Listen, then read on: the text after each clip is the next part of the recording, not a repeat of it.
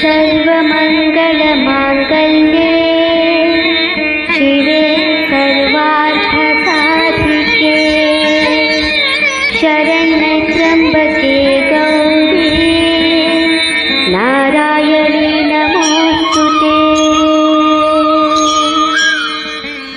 शुक्लं वरदरं शशिवर्णं विष्णुं चतुर्भुजं प्रसन्नवदनं गजाननं पद्मान्त अनेकदन्तम् एकदन्तमुपास्महे।